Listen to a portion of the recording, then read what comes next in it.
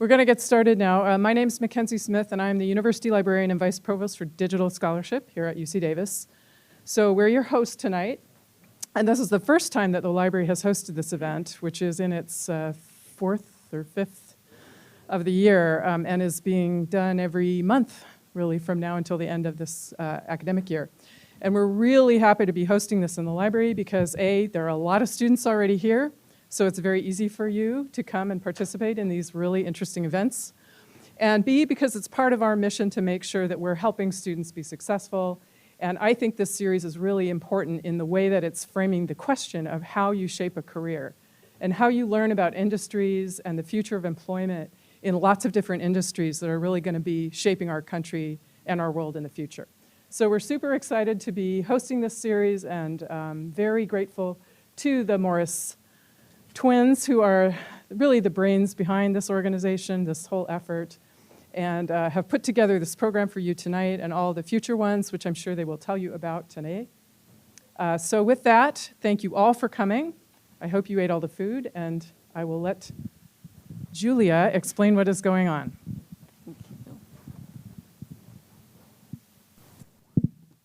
All right, hello, thank you all for coming. For those of you who are not familiar with this series, it's relatively new. The goal of the Future of Work series is to get students to think more critically about the science and technology-driven problem spaces that are going to demand extra attention in the coming years, and to encourage you all to explore how these problems can be turned into opportunities that can transform your career paths. So for each talk, we'll pair one UC Davis faculty member or administrator with one professional from industry, nonprofit, government, startups, have both groups interview each other, and then answer the same questions from different perspectives. So as the series progresses, we plan to explore things like data, AI, robotics, clean tech, biotech, media, governance. You get the drift. Ultimately, we want to embolden you all to look beyond job titles and think more adventurously when it comes to what kinds of problems you want to solve, be that through working in entirely new industries or helping transform and modernize existing ones. Before we begin, I'd like to very quickly acknowledge some of the people who have made today's event possible. First, thank you to our team of undergraduates, Pamela, Emily, Kai, Jessica, Vivian, and of course, my sister Livia. This series is currently co-sponsored by the Office of the Provost and the UC Davis Library, and there are many different individuals who are now involved in bringing this series to life. Our advisory board, comprised of Beth Broom, Mackenzie Smith, Martin Kenny, Mark Fasciotti, Hemant Bhargava, Colin Milburn, and Dan Flynn, has been instrumental in shaping this series. I'd also like to take a moment to thank Beth Callahan, Debbie Snap, Jessica Nussbaum, Bill Garrity, and Lorella Gino, and everyone else at the UC Davis Library who has supported us throughout our partnership. Which brings us to our event today. Mark Nitzberg is an AI scientist, entrepreneur, and consultant to industry and government. He is the executive director of the Center for Human Compatible Artificial Intelligence at UC Berkeley, head of strategic outreach for the Berkeley AI Research Lab, and a principal at the Cambrian AI Think Tank Network. He served as a principal at ViaWeb, which built the world's first e-commerce platform, and most recently, he was the director of computer vision products at Amazon A9 following their acquisition of the Blindsight Corporation, a maker of assistive technologies for low vision and active aging, where he was the founding CEO. He is the co-author of the book Solomon's Code, Humanity in a World of Thinking Machines. He began studying AI as a stowaway student at MIT in the AI wave of the early 1980s and went on to complete his Ph.D. in computer vision and human perception at Harvard. Hemant Bhargava is an expert in technology management and the information technology industry. He also studies the use of IT in clinical healthcare and has previously worked on data-driven and analytical decision-making in organizations. He earned his Ph.D. in information systems, operations, and economics from the Wharton School of Business at the University of Pennsylvania. And he currently serves as the Jerome and Elsie Suran Chair in Technology Management. He was also the founding director of the MSBA Program at the UC Davis Graduate School of Management. He is currently in the process of creating the Center for X Transformation at UC Davis. After our speakers have finished their 45-minute long fireside chat, going to move into a Q&A. It's powered by anonymous polling, and we encourage you to submit your questions real time as you learn from our speakers. So, with all that said, please give a warm welcome to Professor Hemant Bhargava and Professor Mark Nitzberg.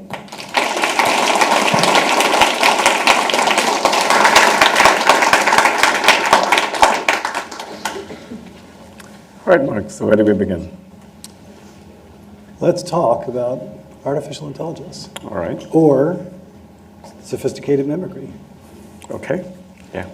So we thought it would be interesting to get a sense of the audience. And just through a very, very quick show of hands, how many of the students here in particular are from the tech side of campus, which would be computing, math, engineering, and so forth? Can you just have a quick show? All right. Okay. And you want to take what would the other half be, Mark? Well, how many of you are worried about that half? Doing something that would limit your lives or make things worse, right? Okay. Healthy skepticism, right? So we thought it might be interesting to begin, right at the bottom with giving you a quick sense of what is AI, because it has gone through so much change in the last 40 or 50 years. And I think Mark and I both were fortunate to have begun our professional careers at, I don't know, would you describe that as like the Stone Age of AI or medieval age of AI? And so maybe do you want to kick us off with what AI is or has been, and then we take it from there? Artificial intelligence is a great term. It's so evocative, and we tend to anthropomorphize as it is. But back when it was first imagined that you could give a machine instructions, and those instructions would teach it to do what we do, it's captured the imagination. And so the only problem is that when it started, it was a very rudimentary machine that required a lot of attendance feeding it. And so the bar for what constituted artificial intelligence was set rather low, and then it just kept moving. So artificial intelligence was defined as whatever you couldn't do at the time. And I think the early bar was if it could play chess. And then it moved from there. And at this point, it's now become artificial intelligence, the term is used in several different ways. In Hollywood and in common parlance at parties and so forth, it really means artificial general intelligence, that term of art that refers to the ability of a machine to perform any cognitive task at a human level. And more than that, that a machine will open its eyes and be conscious. And so that's something that I'd like to impress upon you, is that that's really not around the corner. If you stop any of the professors at the AI lab at Berkeley and say, I've got $1 billion, can you make me consciousness? They'll say no, right? I can't do that, not during my lifetime. And so there's another way in which the term is used. Artificial intelligence is thanks to recent breakthroughs, an application of machine learning generally to large amounts of data, and that is I think where we get the concept of mimicry. It enables a kind of automated and amplified version of something that we do, and it gives the appearance of human behavior. That's today's artificial intelligence can be easily confused for consciousness if you don't really know what you're seeing. But it's much more superficial. It's really statistical inference. So one of the points I would like to mention or maybe impress is the AI, of course, cannot be separated from computation or automation more generally, right? And as we talk about other issues that we should discuss today, future of work, and ethics and business of AI, it's really intertwined with the business or ethics or work impacts of automation in general. And I think for many of you, it might be really useful to keep in mind that even these devices we have in our hands today hold computation power, which is, if you think of the days when AI work started back around 50, 60 years ago, this much computation power was not available to any of the AI researchers, or either computing power or the amount of data, of course, that we're talking about. And so the goals of AI have really changed so much from this, emulated, being like intelligent humans to producing outcomes that look like they might have come from humans. But also the methods of AI have changed so much from trying to teach machines intelligent things and logic in particular, and how to reason with uncertainty or how to reason with time. Those sorts of very general reasoning sorts of concepts, to really letting machines learn from massive amounts of data. And so this whole wave of transformation in AI has been accompanied by the fact that we have massive computational power at our disposal. We've learned how to use that massive computation power smartly through parallel computation, right? And then, of course, this whole thing about big data, that learning can occur if you give a machine lots and lots of examples. And those examples are now available to us in digital form, so you can feed them to the machine very, very, very quickly. So the goals have changed, the methods have changed, the scale of AI has really increased so vastly. And so it's computation and automation, but then also there's analytics, our ability to build algorithms that are extremely powerful. So in particular, when we talk about AI and machine learning, there is this whole transition from, thinking of doing AI through sort of mimicking what happens in the brain with neural networks, right? Mm-hmm. And the idea of multi-layered neural networks has existed for a really long time, but it was hard to optimize the parameters that go into these networks. And that's what we've been seeing in the last 10 years of progress in deep learning. So one of the things I find very interesting is, as we look at how AI is going to impact our society, workplace, business, and so forth, one of the things I find interesting, and we mentioned very briefly, was whether, if you look at these 50 or 60 years of AI, where it has been through ups and downs and had a few major breakthroughs, are we looking at the next 20 years of AI producing major scientific breakthroughs in machine learning, computation, and so forth? Or are we at an age where we've got a very general purpose tool through the earlier progress in deep learning, that really the time is now to say how we can take these concepts of deep learning and combine them with big data and algorithms to then produce AI applications in just one area after another? What do you think about that, Mark? Well, there's certainly a variety of opinions.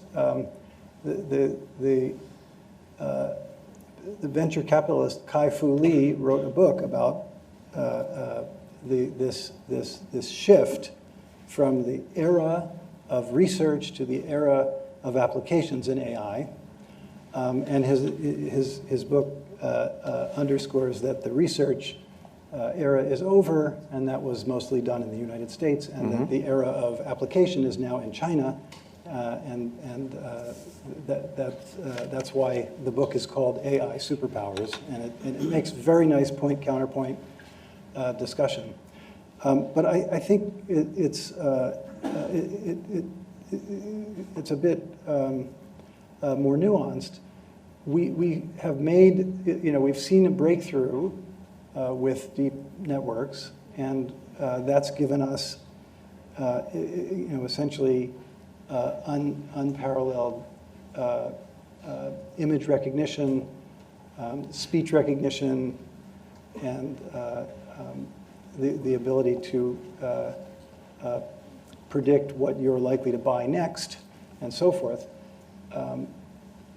But in order to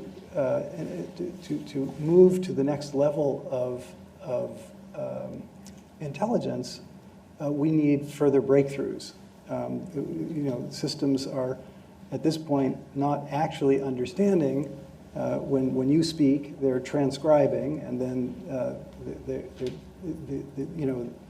they might have the ability to answer a question, but understanding what a sensible question would be under the circumstances and this kind of thing is beyond it. Yeah, but if you take that point that you made about general AI or artificial general intelligence versus applying AI in narrow contexts, how much does it matter if a machine understood the sentence truly, or knew how to ask sensible questions, if it could actually produce sensible answers in new contexts and be able to keep doing that in new and new ways, because it keeps getting fed more examples, more data through which it can learn how to do things. It's a good point. The experiment in the early '60s by Joseph Weizenbaum of making a sort of psychologist program. It's a very short program. You can now run it in your browser. Are you referring to ELIZA? Yeah, ELIZA, right? Yeah. It was convincing to people, and then they wanted to spend a long time talking to it, and they would send him out and say, "I'm still talking to her," and that was a long time ago.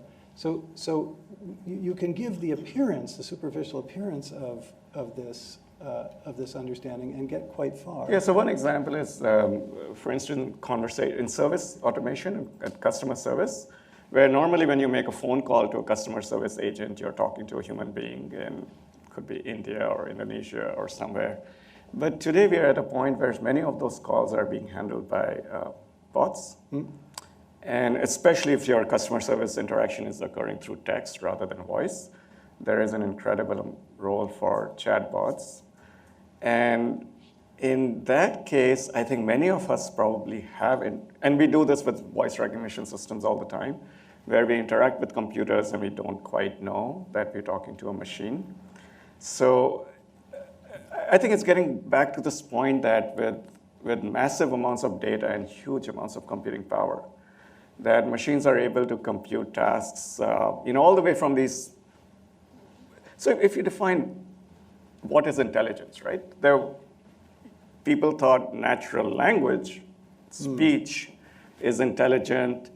Many of you might think that solving a system of million equations is intelligent. Most people would not be able to do that, right? So if we deploy computing power with the right kind of algorithmic machinery, and that's where AI gets really interesting today, right? When we think of an algorithm as being a set of steps to perform a certain task, right? And ideally, we should be able to trace back a result coming out of a computer system to how was it built, how was it coded. And nowadays with machine learning, when we feed a machine a lot of examples and produce certain answers, we cannot quite trace or understand where those answers came from. And yet, it satisfies that definition of producing outcomes that look like they came from a human, or sort of that Turing test of, I'm talking to a customer service agent, and I don't quite know whether I'm talking to a machine or a real person. There are a couple of things that this makes me think. First of all, there's a law in California, and this is the first place that this kind of law has been enacted, that if you are a bot and you are trying to sell something or promote something political, then you must declare that you're not a person. On pain of I don't know what, so it's a question of whether that's enforceable. But I think that makes a point that that's not part of the recent privacy regulation. No, that actually was enacted last year in July, and so bots must declare that they're bots if they're trying to sell you something, and I think it's a good concept. We'll see whether it can be enforced, but I thought that was very interesting. But there is a certain limit to what you can do with this imitation kind of technology. So by way of example, if you are a translator, the things that you translate generally refer down to a human experience. So you read something in one language, and then it is grounded in some human experience, and then you express it in the other language. And in the case of a translation engine these days, it's statistical. And so it really is a fantastically useful matching system. And it matches phrase for phrase. And it gives you the best phrase under the circumstances, in the context, given the statistical collection of words that appeared before and perhaps after. And that was an important intuition. But again, it gets to context outside of the words and into the human experience that's missing. And we talk about breakthroughs, and one of the necessary breakthroughs is to capture the physics of the world and the way people interact and the likely situations and so forth. So we do want to understand when a machine is giving a good imitation, but we should also understand that it does not know the purpose of an object when it recognizes it. That's a chair. It doesn't know what it's for or how it's generally used. And that's another step. So two words you mentioned, past experiences and statistical. I'd love to pick them up on, because especially in today's AI, which again based so much on learning from data, that what you feed the machine in is obviously going to bias its learning and its outcomes in various ways. And in particular, if I think of, there have been so many experiments of feeding machines, the whole Nexus database, for instance, or various corpuses of books and other materials. And in particular, if you look at any society, and let's take the US, if you think of the content, the knowledge that is, or examples that are being given to these natural language or other systems, we are a country where,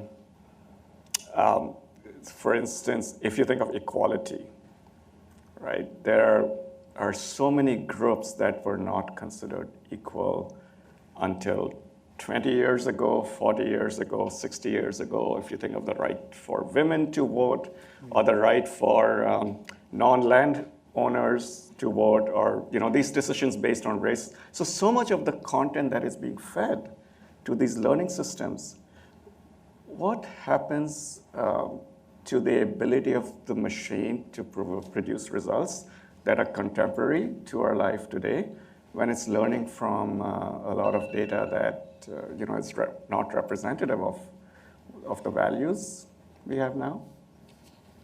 So the great metaphor that I use is just an amplifier. So the machine is a very sophisticated amplifier. It will take care of the task at hand. For example, determining whether this particular inmate should be sprung from jail, or whether someone is performing the duties of their job well, and follow the same steps that the last 30 people in that job were following, and it will include all of their worst biases, right? And so it actually, just captures it and multiplies it by 10,000. That brings to my mind what happened at Facebook over the last 4 years. I think Around 4 years ago, they were accused of having a left-leaning liberal bias because some people on the team were pushing their human curators to, the goal was to promote news items that were popular, right? And that itself, there's a herd effect there when you go after popularity and keep pushing that. But they had a little bit of bias there and were called out on that and decided to make curation more automated. And that led to this whole fiasco of fake news that became popular. And because it was now algorithmic, it got just amplified, the term that you used, enormously. So I think that's another issue when we start thinking about what kinds of work AI machines can do versus humans. I know you have had experience in your work at the government level and other places working on these issues. I'd love to hear your perspective on how we bring some level of ethics and a reflection of our values. And in particular, I think I would draw a contrast between AI work that happens in the government. And we were talking about, for instance, military applications of AI, where there might be very sophisticated machines and drones that have enormous autonomy and intelligence in route finding and chasing certain targets. And yet, there is both a human in the loop in making the final decision. And moreover, even to the extent that when there is not a human in the loop, the decisions of the machine are programmed under certain policy and a legal framework.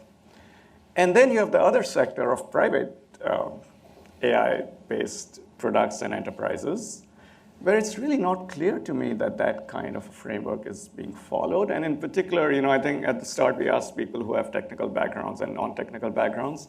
And very often in businesses, it might be the case that there is a programming team that is handed the task of producing some intelligent software to replace, what products or promotions are given to customers, or what, how a profiling machine might work at an airport and sift people through on one side or the other.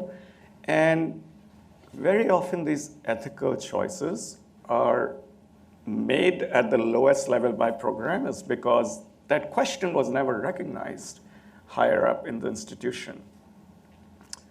So what framework or what hope do we have that as more and more AI deployments occur, right, that we don't run into the Facebook fake news fiascos and other things of that sort that can be very detrimental? We talk about, there have been for at least 3 years a lot of meetings convened by organizations with the concern, and we refer to this as hand-wringing. We're worried, and then the results of those meetings were generally principles by which AI should be developed and deployed and tested and governed.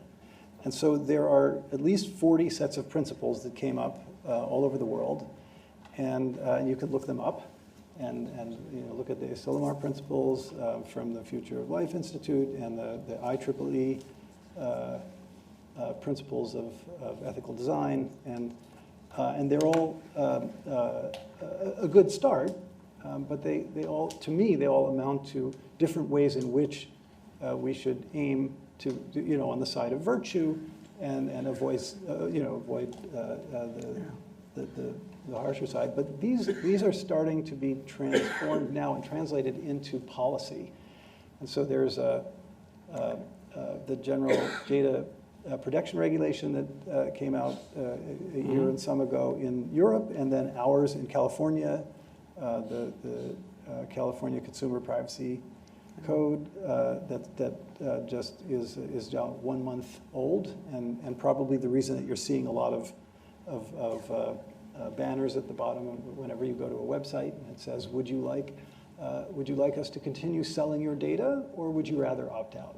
And, so if I may interrupt you on the principles issue, right? We brought up the thing that you mentioned earlier about much of the work now moving, AI work being moving from being very US-centric to certainly China being one of the leading countries where AI work is done. And I want to connect it to this point about development of principles and to what extent principles developed in certain areas might equally apply elsewhere.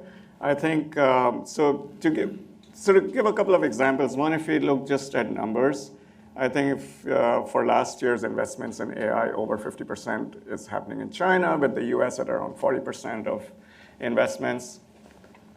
And and I study technologies and platforms, and in the last 15 years of internet-based companies, if you look at the major platforms that have been built in the US, Google, Search, YouTube, Facebook, LinkedIn, various other things, in almost every case, there has been a Chinese imitator, down to the level of copying colors, page designs, even logos, right?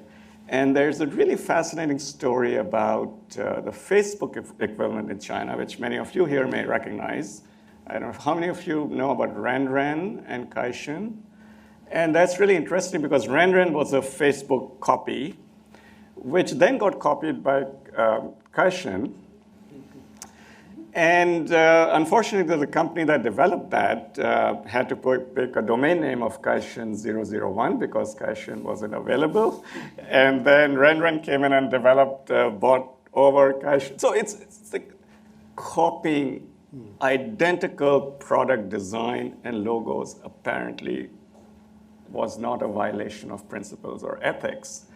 And more recently, we've seen work in stem cell research and other areas where actions have been taken that do not seem to conform to the similar ethical principles. So how do we get, we can certainly have countries and maybe even groups of countries developing these principles, but if they're not going to be followed identically in a cutthroat competitive business world, then that leads to issues where you may have these sorts of outcomes.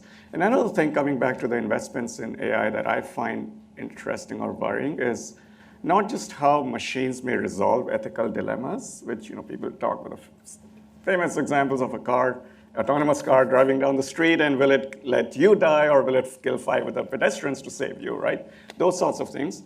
But also, what do we choose to do? What AI machines do we choose to build? And I find it quite interesting that in the last year, 10% of investments in AI happen in autonomous cars, and only 5% in medical research. And is that business imperative? Is that it's easier to produce breakthroughs in one field versus another?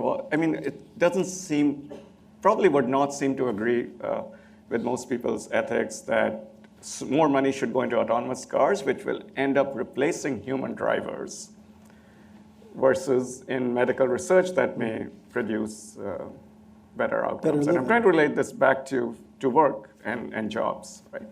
One is going to eliminate some jobs, and the other may actually has the potential to bring more jobs and improve outcomes. Just to take a hypothetical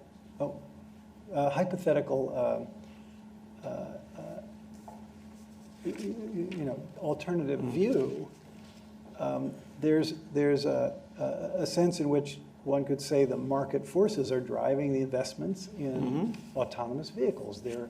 There's a market and there are investors. The investors want to multiply their holdings and create value, and so and then they look at the likely what they're optimizing for is shareholder value, and so it's better to put it in cars than in healthcare, and that would that speaks to the role of government in encouraging encouraging us to nudging us towards away from our worst instincts and towards our better instincts, and so that is the seed of the role of the directing investment at the research level. Yeah, and I think I'm glad you brought up Kai-Fu Lee's book because of this discussion between US versus China and what might happen and where might it happen, because in China, there is a policy for AI. There's a state policy for AI. Now, it may not be great or it may not be, maybe not be implemented exactly as it may be conceived, or it may be implemented more for the benefit of the state rather than its people, right? But in the US, where it's predominantly private and market-based forces, the danger is people chase. Often these market-level investments are inefficient because a number of companies are trying to build these autonomous cars because each of them thinks they might be the sole or the first company that builds it and can then create enormous competitive advantage, which is actually not likely to happen. Because if we do get autonomous cars, then, for instance, if Uber has this dream of putting millions of autonomous cars on the market and therefore making a lot of profit, that actually will not happen because the price of an autonomously driven car may be less than what it is today, $1 per mile. It may fall down to 10 cents a mile. And therefore, it would have been really bad investments made by the market, right? I don't have personal experience with the Central Committee in China, but reading their plan, it does look like there's thought put into it and determining where the resources will go. And I think that there was some thought as to how the US should approach its investments in AI. And the Office of Science and Technology Policy had some studies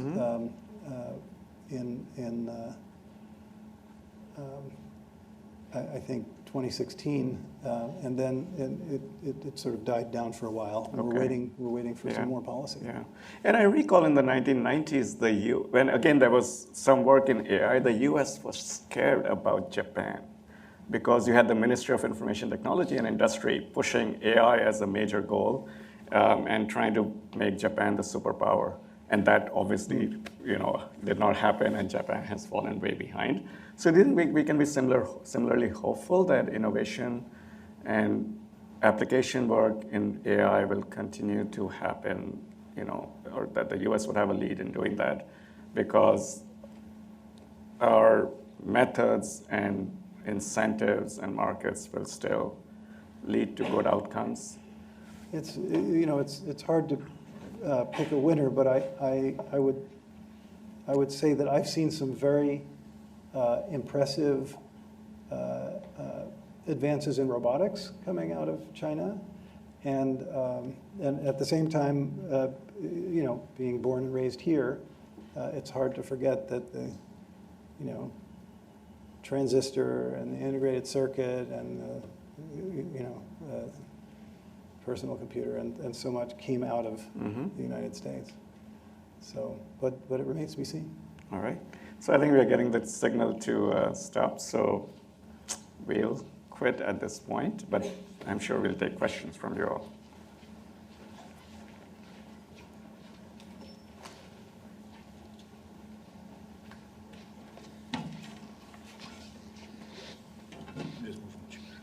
Oh dear.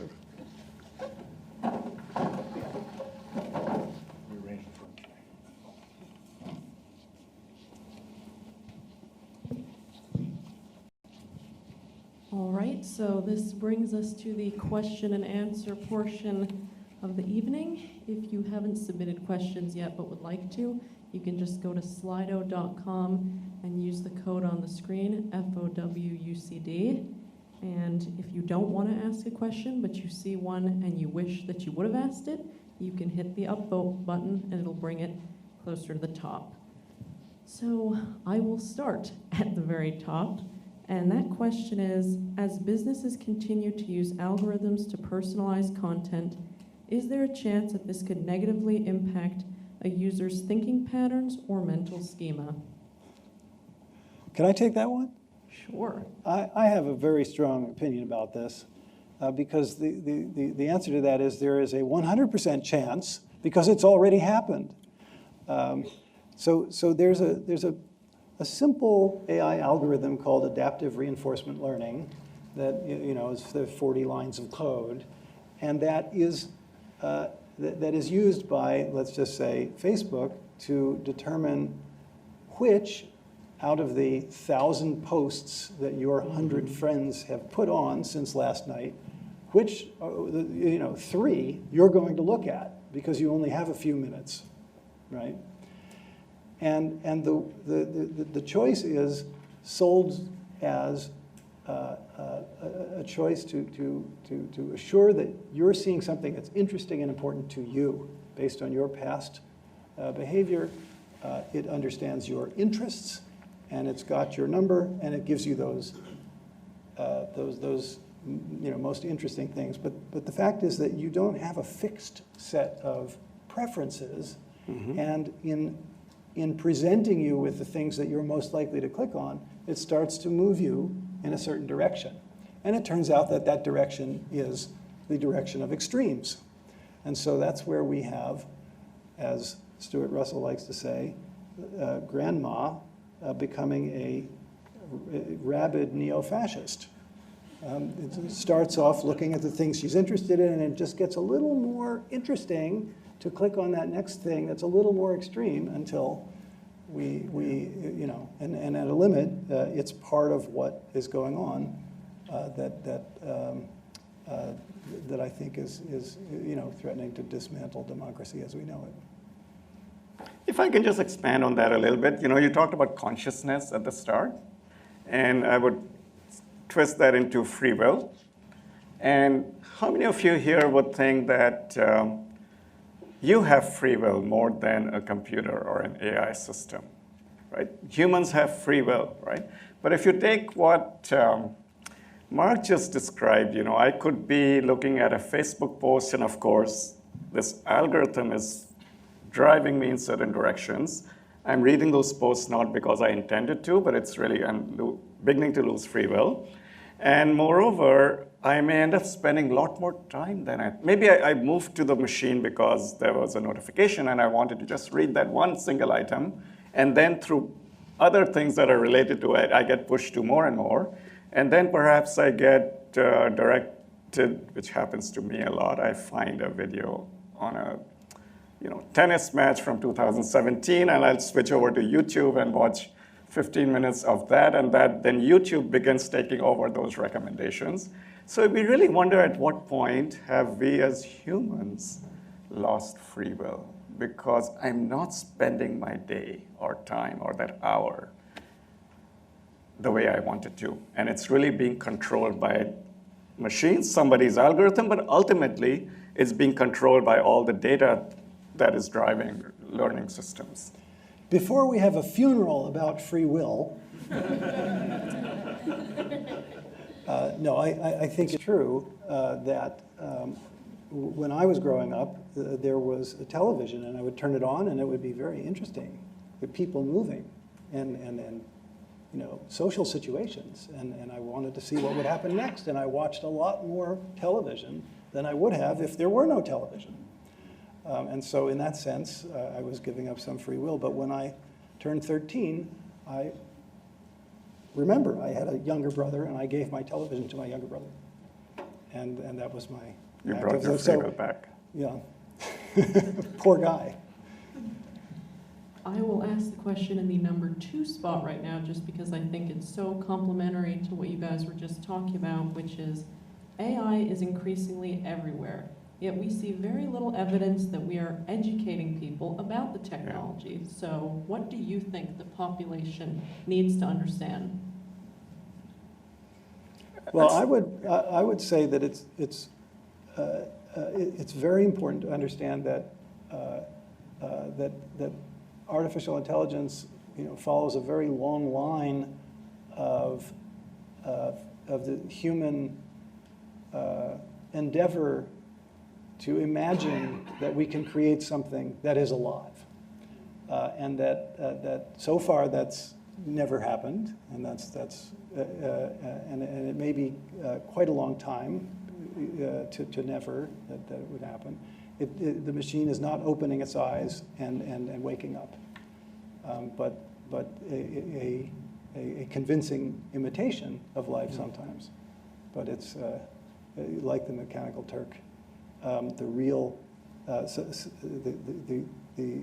human part of that chatbot that you're texting with is when it goes off the rails and it's handed over to an actual human, and then the conversation kind of picks up a little bit, and they ask you about the weather, and you know, it becomes a little more human. Chatbots That's ask a you real about the weather human. too. You know, that's a real human. Yeah, chatbots ask you about the weather. Oh, they do? They talk they about absolutely the weather? do. Yeah, they are Okay, being I sit you know, corrected. absolutely, yeah. But I think you're absolutely right. It's not just AI being everywhere. You know, for centuries we've grown up with sort of the 3 R's of literacy, but I think we need to add something about AI or automation more generally, because if you think of the problems that occur, right, the ethical and biases and other problems that occur, it's to some extent, we have to exert our rights as consumers, as shareholders in the companies that are producing these problems, as citizens in general. And I draw an analogy with things that, you know, we've been able to fix over time, right? Tobacco or consumption of coats that were produced from endangered animals' fur, or many of these other things where over time it's the backlash from consumers and citizens and maybe in some cases shareholders that caused companies to stop doing things were just most profitable, but do things that were more responsible. So I think many people talk about having a sort of corporate social responsibility on AI as being one of the needs, but I think we really have to bring it back to the other side, from the business to us, right? And I think that's the education that people as a whole need to be more educated about technology, automation, AI, whatever words you might want to put around that. Which brings us to our next question, which is slightly controversial, but don't shoot the messenger.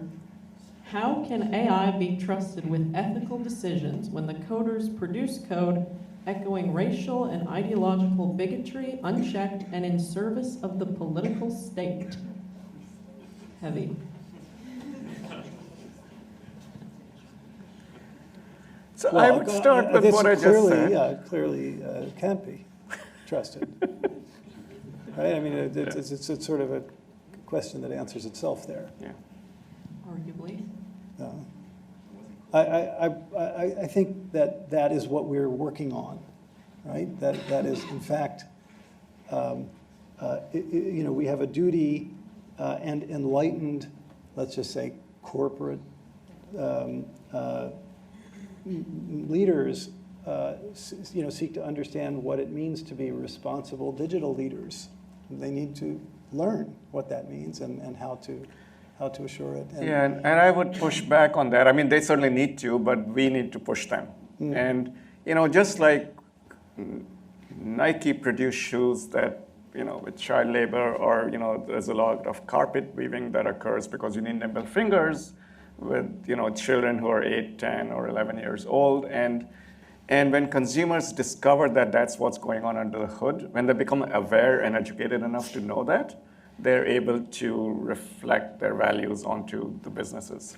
And I think that's the issue with AI, that when we interact with computer systems and algorithms and have no idea what's going underneath, because we cannot get ourselves educated, then we are in no position to stop the companies that take the routes that may lead to these problems. So I think it's really incumbent on the population to get more educated and aware, and maybe us as university folks to provide that kind of education. Well, in line with that is a question asking, what kind of careers exist in regards to working with AI ethics? Can this be approached from a perspective of law, for example, with a JD degree? Well, that's an affirmative. I encounter legal experts and law students pretty much every day who are engaged in this. There are numerous centers that are really focused on it, and I believe that there will be plenty of work to do as we discover, you know, what's coming out of Pandora's box here. I think the future of work will really involve teams of people who know how to build these systems, but who are working alongside people from law, philosophy, arts, sociology, psychology, who can advise them or work with them collaboratively on how to get the right outcomes. And it's really, even for someone who's writing code, it's very hard to be working at two levels at the same time. And I think that's why it's important to have this kind of work done in teams that bring in multiple perspectives and are sort of working in tandem with each other across time. That really would be the way to produce code and systems that behave more responsibly. And I would say that seeing the number of people in technology coming to this chat is encouraging, because it means that you may be writing code, but you're concerned about the societal implications of what you're doing. In keeping with that, but going a little more broad, can you please speak to how artificial intelligence will impact the future of work, i.e., how it will shape the landscape of employment more generally for us students? Well, I think of artificial intelligence in this context as a kind of automation, and automation has come for our jobs in waves for centuries. That's where, you know, the looms made weaving, you know, obsolete, and so we're in another one of these waves, and there are different tasks now that are newly possible to be automated that weren't possible to automate in the past. But that really the way that it's being shaped is, in a sense, is it's turning certain tasks from you know, potential jobs to not really very you know, open for as future jobs for you. And what I recommend is that you know, you learn how to learn, and assume that you'll be training as part of your job, no matter what that job is, as it evolves. Yeah, and I wouldn't dare to make a specific prediction about the future, but I think the point is to look back historically at what automation has done to jobs. And every single time we have this fear that this time automation is going to only kill jobs and not produce other jobs. But what is, you know, if you look at the history, every time there is a wave of automation, it does kill a whole lot of jobs. And then it provides either related employment to some of the people who've lost jobs, or it produces jobs in absolutely new categories. And that really gets to the point of what people call reskilling or retraining. And I think it's really, really important to keep that in mind. So if you can build skills that enable you to learn new things in the future, that's really the way to remain relevant, to remain employed, to remain productive, because it's very hard to forecast whether an accountant's job is going to be automated or the strawberry picker. I was telling Mark about one of my tennis partners who, among other things, builds machines that are robots that cut the caps of strawberries. And there's another company that builds machines that pick strawberries from the plants, right? And these are both extremely challenging tasks for machines to do. And obviously, one impact of that is that it cuts down the need for labor. It takes jobs away from the people who are picking and cutting and transporting these fruits. And in some cases, they may have other jobs because at this point, I think in agriculture, they lose about 25% of the crop because there isn't enough labor. So there might actually still be work for them. Or there might be work in packaging and doing other things with strawberries because now there's so much more production of strawberries, right? But in many cases, some percentage of them will lose jobs and be forced to find work that requires a different set of skills. And that is, again, historically has happened every single time. So as a national policy, I think it's important to keep in mind methods for retraining, but at the individual level, you know, acquire skills that are more foundational and fundamental and can be reused. in different industries. Those skills could be empathy, for instance, because that maybe one service industry gets automated, but then there's another industry where those same skills could be relevant. They could be computing and coding, more technical skills, but that's what I would look for. If you want to look for areas that are, in a sense, automation-proof, then you really have to go up the chain of what makes humans human. And one of the things that's really central to what makes us human is that we have the ability to empathize. We have something called mirror neurons, and we watch someone having an experience, we have that same experience ourselves, and that's in the primates and in humans. It's unique. And so, yeah, and I think in the U.S. in particular, one opportunity would be simply if you look at demographic patterns and how they're being reshaped. I had the numbers somewhere, but there's the number of people who are 65 and older, and similarly the number of people who are 75 and older will be doubling in the next 10 years. And that will, we already know today we spend about 20% of national spending on healthcare. So if you put those two things together, I think you get a sense for where a lot of work is going to be, and that maybe some of that may be automation-proof. That brings us to another question, and I would like to meet whoever is asking these questions, because you, Josh, have an unusually high number who have made it to the top, which is, do you think that it's ethical to advance the field of machine learning when those advances have a significant chance of suppressing the human rights of billions, I assume maybe in less developed nations? What do you think? well, let me ask the contrapositive. Do you think it's a good idea to stop advancing machine learning, because we think it might have some effects in certain ways?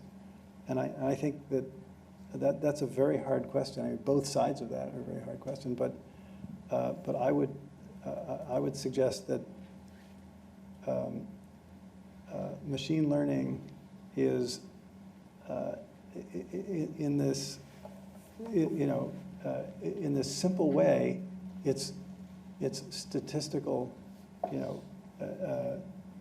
statistical method that's been in use for thousands of years. You take a number of samples and then you predict what the next sample will be, and in a sense, it's what we do. It's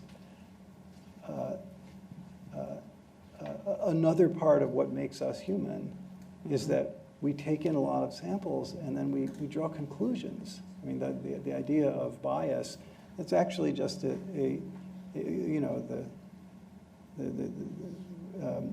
other side of a particular coin that makes it possible for us to draw conclusions about things with limited amount of information. And so the fact that we have this tool that takes what we do and multiplies it, I think I would say it's very hard to put that back in the box. So, I think at some level, if the question is about should we throttle ourselves in some way, not do things that we could do, right? We certainly make those choices in many areas. So if you think of human cloning or animal cloning, we make choices not to do certain things, even though we are capable of doing them. If you think about mining or drilling in certain regions, we choose to forego those gains, even though we could. So I think with AI, I think there is a similar need to identify certain things where we might want to throttle ourselves as a society and have some global agreement on those kinds of issues. The problem, I think the challenge with AI, unlike many of these other examples, is that execution and progress in those other areas occurred over substantially long periods of time. And with AI now, things can move so rapidly that we as societies and governments don't really have the time to assimilate those changes and identify what are the things that we want to be able to do and what are the things where we want to throttle ourselves. And so people have to move at a really high speed, I think, to come up with the right kinds of policies and regulations. You know, for a little light reading before bed, if you're having trouble sleeping, you can look up this report on malicious use of artificial intelligence. The report is called Malicious Use of Artificial Intelligence.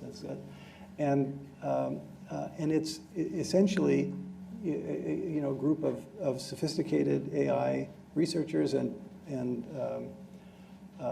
people who care about the topic, imagining all the ways in which things could be used, and the ways in which AI could be used for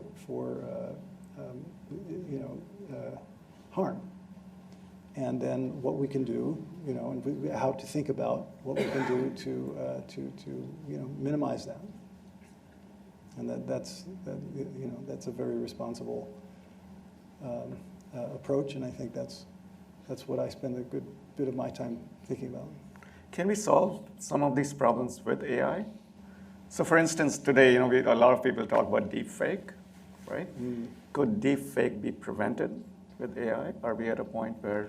Well, that in particular, the idea of a forgery on steroids, which is what deepfake is, and you can make a copy of a signature, you can make a copy of a document. Now you can insert a person's face in a video and create what looks like an original video of a person in a situation where they never were. So that is a bit of an arms race, and the problem is that the cost of doing that has plummeted, right? That was possible 50 years ago, but you'd have to edit every frame very carefully and then put it all together, and you make this fake. And so what's changed is that it's now an app. There's an app, and it's free or very close to. So on the other side, you have software that detects fakes, and it's really just a race.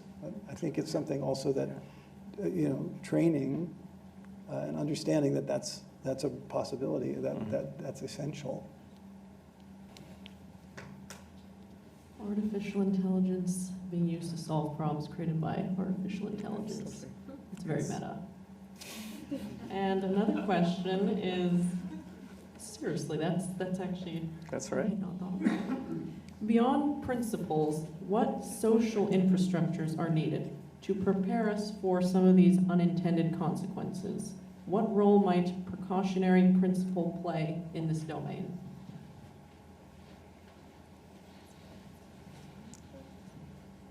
Well, I see the principles being discussed, and discussed by AI researchers who care, and there is work on essentially putting to work these principles in foundations of a kind of new AI, right? That is essentially guaranteed to be safe. And so that's one way in which they can be converted. They can actually go into the foundations of AI. But the current stage is that Europe will be releasing policy and essentially law governing AI in sectors, and then I think that part of that is sector by sector, and part of it is general code that applies to, for example, to the use and protection of data in all sectors, but then sector by sector, and those laws will be announced in March. So there's the law, and working at the level of technology, and right, education. Yeah, I agree. And do you two think that the rise of machine learning would have even happened if it weren't for collecting data from the public without their consent and making money from it? Ooh. I like that question. Yeah, that's actually not quite even a binary question, though, to say that anything that was not collected with consent implies that it was collected without consent, right? Because so much of what is out there publicly was, I don't think you can really claim that so much of data that machines are using was necessarily collected without consent. But I think if you somehow limited what data might have been used in the last 20 years by AI systems, that would simply delay the whole thing by a few years. I don't think it would change anything fundamentally.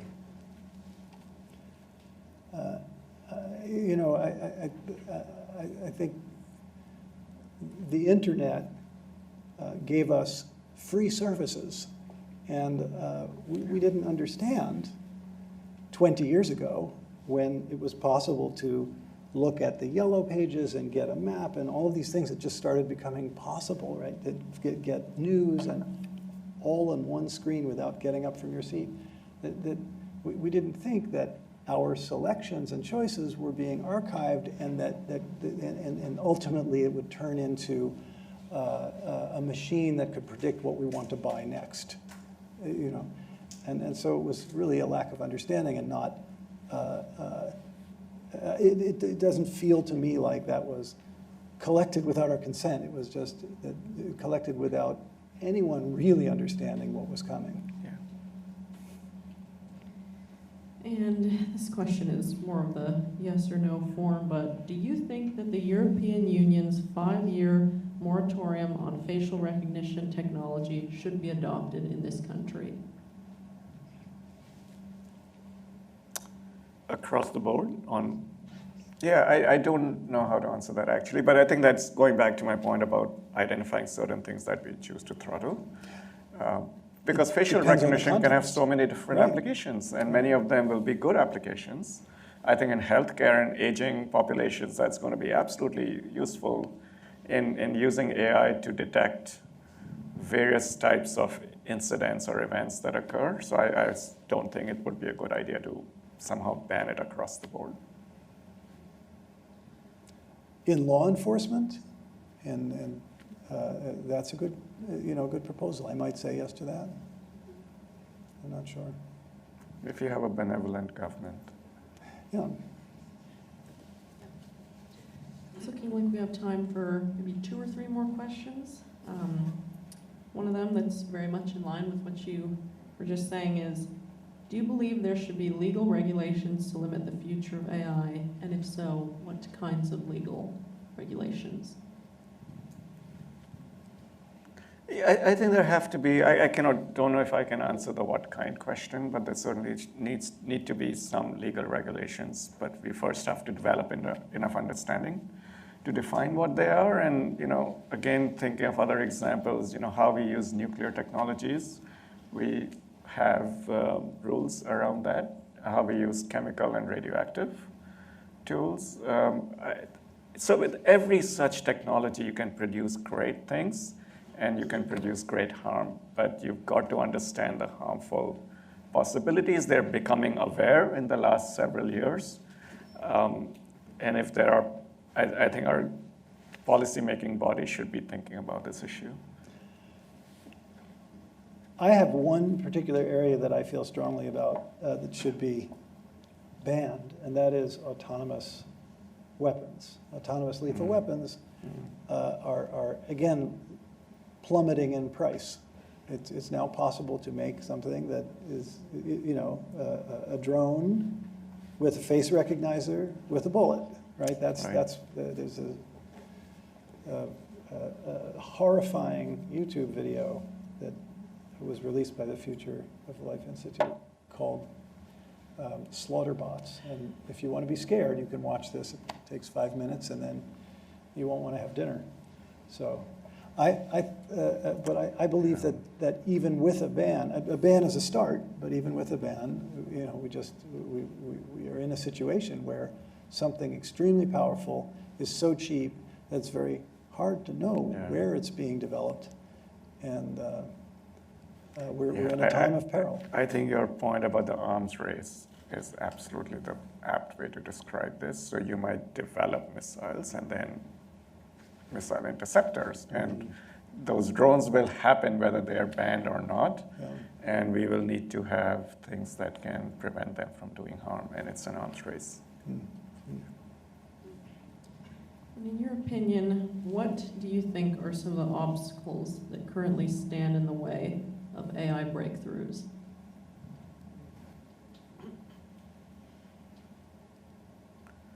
Well, I think one obstacle is a business opportunity, that we are at a point where we have enough technologies that have not yet been applied and deployed in hundreds of domains. So obviously, if applications create value, there will be a lot of people and money chasing around doing that kind of work, and less talent going towards making fundamental breakthroughs that may have thousands of other applications. I would put that as number one, because if you think of the obstacles, historically, obstacles to AI, computing power, data, and so forth, those have been met. We have certain types of logic and reasoning. We are not going to invent new types. We might discover how to make machines do temporal reasoning and other kinds of things. But I think it's really, right now, the calling need is for making useful applications of AI using the technologies that we've developed over the last few years. To say it in a different way, we are training the next generation of AI researchers who are going to discover these breakthroughs. And their first year in graduate school, they have a stack of job offers, generally 5, right? Facebook, Google, Apple, and so on. And so there's just this siren song of applied AI that is a drain from the actual research, the deep research. Now, there are research labs inside the big digital companies, but they have the siren song of making money, and you can't deny that there's some effect on that. But it's possible that a major breakthrough will come from one of the big labs. And the final question that I'll ask is, artificial intelligence is evolving so quickly. How do non-technical people keep up?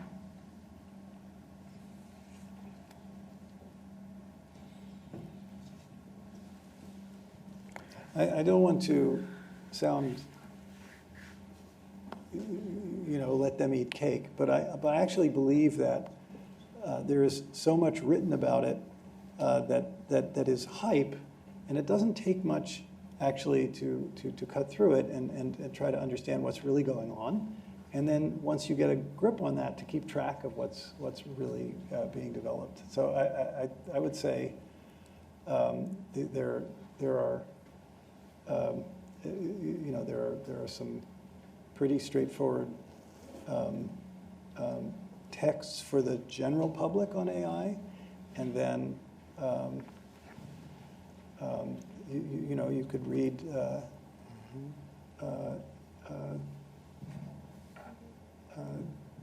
say Scientific American or something, and just keep track. Yeah. And it's not bad. I of course have a Ph.D. in the field, and so maybe I shouldn't be talking. Yeah, but more generally, I'd say there are 2 ways to learn or educate yourself. One is to, which a few people manage to do, and discover the meaning of life by sitting under a tree for 20 years.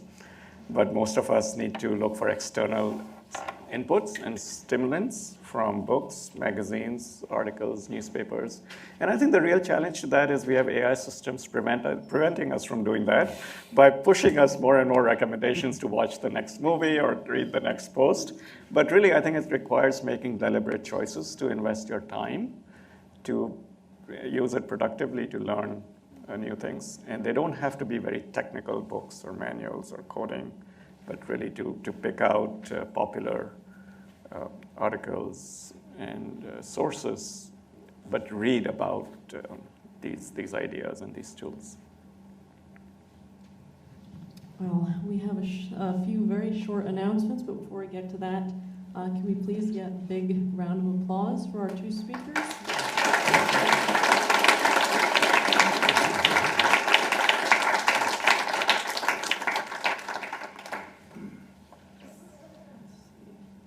And this thing is not working.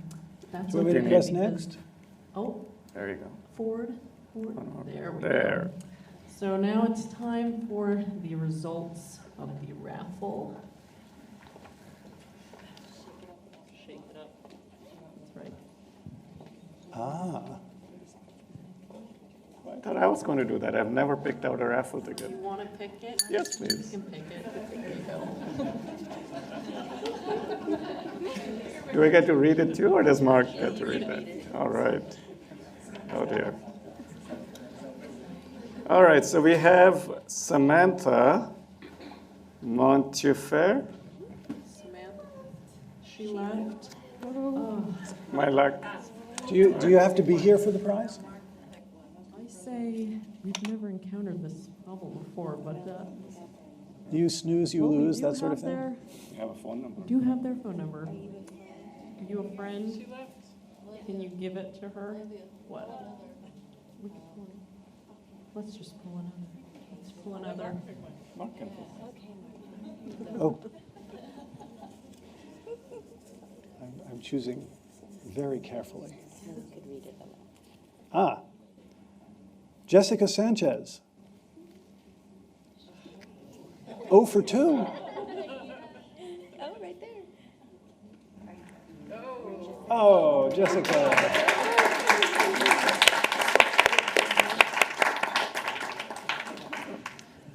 All right, and before everyone heads out, please, if you have the time, fill out a brief survey at slido.com.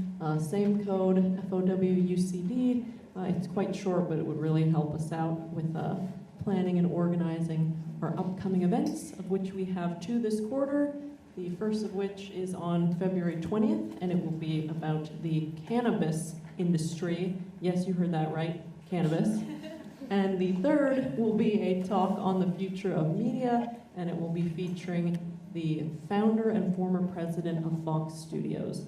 Not Fox News, Fox Television Studios, Malcolm in the Middle. So stay tuned. Thank you.